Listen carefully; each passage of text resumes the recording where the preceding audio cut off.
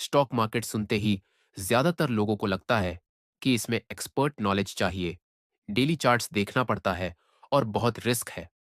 लेकिन हकीकत यह है कि अगर आपको स्टॉक मार्केट की जरा भी समझ नहीं है, तब भी आप कुछ चुनिंदा कंपनियों में निवेश करके हर साल स्टेडी पैसिव इनकम बना सकते हो। आज मैं आपको बताऊंगा इंडिया की टॉप डिविडेंड पेइंग कंपनियों और साथ ही ये भी समझाऊंगा कि डिविडेंड के अलावा कैसे आपको कैपिटल गेन और कंपाउंडिंग का डबल फायदा मिलता है। डिविडेंड का सिंपली मतलब है जब कंपनी प्रॉफिट कमाती है तो वो प्रॉफिट का हिस्सा शेयर होल्डर्स को देती है। ये पे आउट कैश में आपके बैंक अकाउंट में आता है। इंडिया में बड़ी कंपनीज साल में 2 से 4 बार डिविडेंड देती हैं।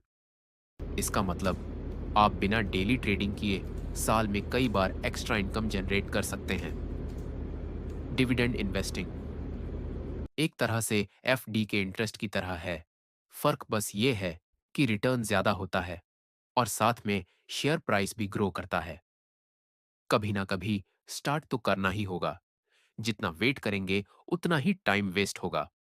इन्वेस्टमेंट का अच्छा टाइम कभी आता, इन्वेस्टमेंट का अच्छा टीम होता है।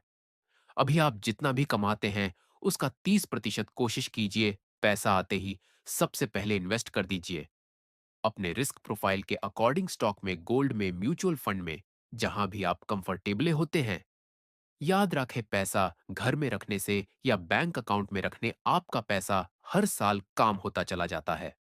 आपको पैसा तो उतना ही दिखेगा, 5 लाख है तो 5 लाख ही रहेगा, लेकिन उसकी वैल्यू इन्फ्लेशन की वजह से 6 से 7% काम हो जाएगा। अगर आप अपने जमा पूंजी पे 12% प्रॉफिट कमाते हैं, तब जाकर आप इन्फ्लेशन को बीट कर सकते हैं। इंडिया की टॉप डिविडेंड स्टॉक है एक Coal India Limited. Government backed company है, माइनिंग सेक्टर में लीडर है। हर साल 2 से 3 बार डिविडेंड देती है। पिछले कुछ सालों में 6% से 8% यील्ड तक दिया है। दो, Vedanta limited, metals and natural resources giant है। साल में 3 से 4 बार डिविडेंड देती है। सबसे एग्रेसिव डिविडेंड पॉलिसी है। रेगुलर पे आउट से इन्वेस्टर्स को स्टेडी कैश फ्लो मिलता है। तीन, Hindustan zinc limited, mining company है। कैश रिजर्व्स बहुत स्ट्रांग है। साल में 2 से 3 बार डिविडेंड देती है। हमेशा हाई पे आउट रेशियो मेंटेन किया है। चार, Indian oil corporation, IOC, oil and gas PSU giant है। हर साल इंटरिम पल फाइनल डिविडेंड मतलब 2 बार पे आउट है। पांच, BPCL, Bharat petroleum, oil and gas sector में स्टेबल पीएसयू कंपनी है। कांस्टेंट 2 बार डिविडेंड देती है। छह, ओएनजीसी, इंडिया की सबसे बड़ी ऑयल प्रोड्यूसर कंपनी है। 2 बार डिविडेंड देती है। डिकेड से कंसिस्टेंट पे आउट्स देती है। सात, कैस्ट्रोल इंडिया, लुब्रिकेंट सेक्टर में लीडर है। साल में 2 बार डिविडेंड देती है। स्टेबल बिजनेस और लॉन्ग टर्म पे आउट हिस्ट्री है। आठ, कैनरा बैंक, बैंकिंग सेक्टर की पीएसयू कंपनी है। प्रॉफिट्स पर डिपेंड करता है, लेकिन साल में 1 से 2 बार डिविडेंड देती है। डिविडेंड के अलावा और फायदे भी फायदे हैं। कैपिटल गेन, जब आप डिविडेंड देने वाली कंपनीज में इन्वेस्ट करते हैं तो सिर्फ डिविडेंड ही नहीं, स्टॉक का प्राइस भी ग्रो करता है।